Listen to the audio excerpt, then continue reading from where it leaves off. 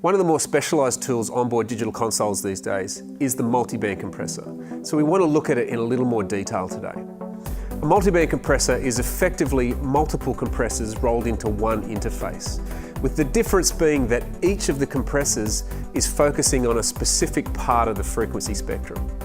So one of the first things to determine when using a multiband compression is how you're going to break the compressors into each frequency. So what frequency bands do you want them to concentrate on? I've got the example of a bass guitar today. I'm just going to open that channel, and as we do, I'm now going to go through and determine which frequencies each part of the multiband compressor is going to focus on. So firstly, I'm going to choose my low frequencies, and I set a crossover point down around 120 Hertz, somewhere there. So it's really focusing on the low frequencies.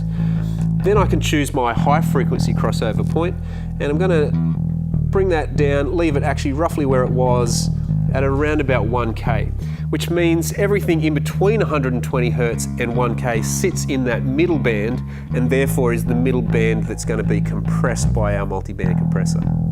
Once we've determined what frequency bands we want the compressor to act on, we now can use the usual controls that a compressor has, like threshold, ratio, attack, release, makeup gain, to really activate each band in a different and unique way. Where this is really useful, particularly on something like a bass guitar, is if you've got a bass guitar or an instrument that has certain notes that jump out. You might find when they hit a low B, for example, that those notes really jump out more so than other notes. And so controlling that might be more technical or more complex than simply using an EQ. So in this instance, what I've done is I've actually boosted some frequencies in this bass just to make that a little more obvious. And they're sitting in that lower mid range. So with our mid-band compression, I'm going to dial the ratio in a little harder so it compresses that area a little more than usual.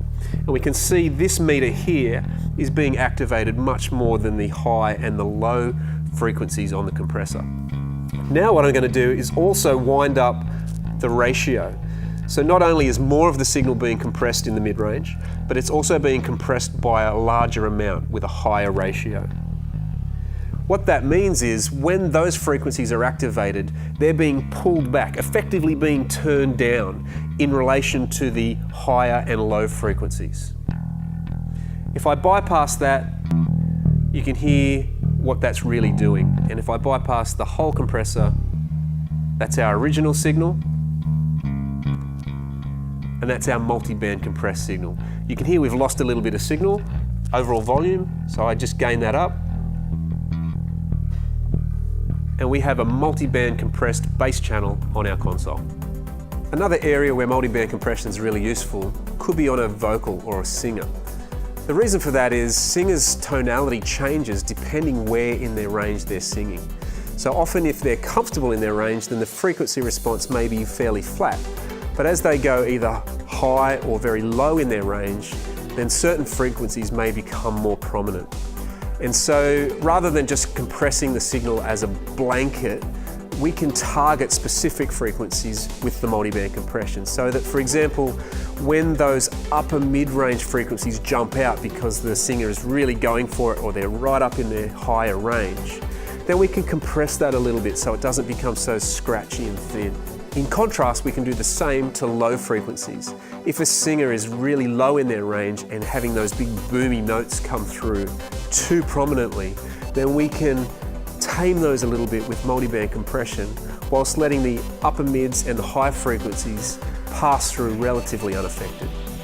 For more of our technical tips and tricks, jump onto our website or any of our social media to see more of these videos.